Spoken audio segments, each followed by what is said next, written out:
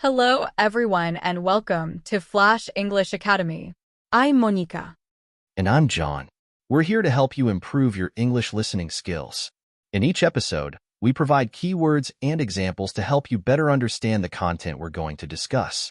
Today, we're talking about an essential topic for all learners: study habits. So, let's get started. Before we dive into today's topic, let's review some keywords that will help you better understand our episode. Consistency. This word means doing something in the same way over time. Example: consistency in studying can lead to better retention of information. Focus. This word refers to the center of interest or activity. Example: maintaining focus during study sessions can improve productivity. Breaks. This word means short periods of rest during work or activity. Example: taking regular breaks can help prevent burnout. Goals. This word means the object of a person's ambition or effort, an aim or desired result. Example: setting clear goals can give direction to your study sessions. Distractions. This word means things that prevent someone from giving full attention to something else. Example: eliminating distractions can help improve your study efficiency. Now that we know our keywords, let's dive into today's topic. Good study habits are crucial for academic success. Monica, what do you think is the most important aspect of developing effective study habits? I think one of the most important aspects is consistency. Establishing a regular study schedule helps your brain get into a routine, making it easier to focus and retain information. It's like training a muscle. The more consistent you are, the stronger it gets. When I was in school, I made sure to study a little bit each day rather than cramming all at once. This not only helped me remember things better, but also reduced my stress levels. What about you, John? What do you consider crucial for effective studying? I completely agree with you, Monica. Consistency is key. I also believe that having a clear focus during study sessions is essential. It's easy to get distracted, so it's important to create a study environment that minimizes interruptions. This could mean turning off your phone, finding a quiet place, or using noise-canceling headphones. When I study, I make sure to set specific goals for each session. This gives me direction and a sense of accomplishment when I achieve them. Monica, how do you stay focused during your study sessions? Staying focused can be challenging, but I find that setting specific, achievable goals really helps. For example, instead of saying, "I'm going to study biology," I might say, "I'm going to review chapters 3 and 4 of my biology textbook." This makes the task more manageable and gives me a clear target.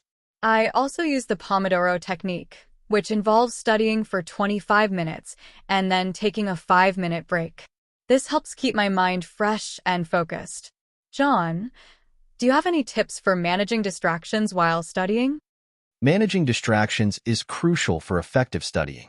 I make sure to create a dedicated study space, free from distractions like TV or noisy family members. If I'm studying on my computer, I use apps that block distracting websites. It's also important to let people around you know that you're in a study session, so they don't interrupt you. Another tip is to keep a notepad next to you. If a distracting thought comes up, write it down and get back to studying. This way, you can deal with it later without losing focus. Monica, how do you incorporate breaks into your study routine? Incorporating breaks is essential for maintaining productivity and avoiding burnout. I usually follow the Pomodoro technique, as I mentioned earlier, which includes short breaks. After every 4 Pomodoros, I take a longer break of 15 to 30 minutes. During these breaks, I try to do something completely different from studying, like taking a walk, stretching, or having a snack. This helps me recharge and come back to my studies with a clear mind. John, do you have any strategies for ensuring your breaks are effective? Yes, making breaks effective is important. I make sure to step away from my study space during breaks, so my brain gets a real rest. Physical activity, like a quick workout or stretching, can be very refreshing. I also find that doing something enjoyable, like listening to music or having a cup of tea, helps me relax. It's important not to get carried away, though. Setting a timer for your break can help ensure you get back to studying on time. Monica, how do you set and achieve your study goals? Setting and achieving study goals starts with breaking down larger tasks into smaller, manageable pieces. I use a planner to outline what I need to accomplish each day, week, and month. This helps me keep track of my progress and stay on top of deadlines. I make sure my goals are specific and realistic. For example, instead of aiming to study math, I'll set a goal to complete the practice problems in Chapter 5. This way, I can clearly see what needs to be done. At the end of each study session, I review what I've accomplished and adjust my plans if necessary. John, how do you prioritize your study tasks? Prioritizing tasks is essential for effective time management. I start by listing everything I need to do and then ranking them based on urgency and importance. High-priority tasks, like assignments due soon or topics I find difficult, go to the top of the list. I also break down larger projects into smaller tasks to make them less overwhelming. Each day, I focus on completing the most important tasks first. This ensures that I make progress on the critical parts of my studies. Monica, how do you maintain a study routine? Maintaining a study routine involves setting a consistent schedule and sticking to it. I try to study at the same time each day, which helps make it a habit. I also create a study environment that's conducive to learning, quiet, organized, and free of distractions. Having a routine doesn't mean being rigid, though.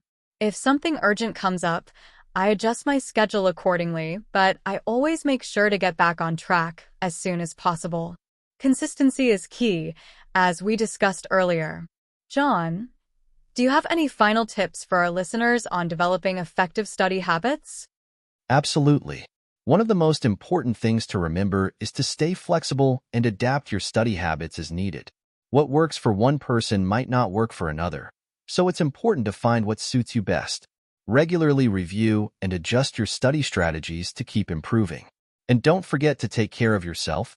Adequate sleep, a healthy diet, and regular exercise all contribute to effective studying. Lastly, stay positive and patient with yourself. Progress takes time, but with dedication and the right habits, you'll see great results. Monica, any final words from you? I'd just like to echo John's sentiments. Developing good study habits is a process, and it's okay to experiment with different techniques to find what works best for you. Stay consistent, set clear goals, and don't be afraid to adjust your approach as you go.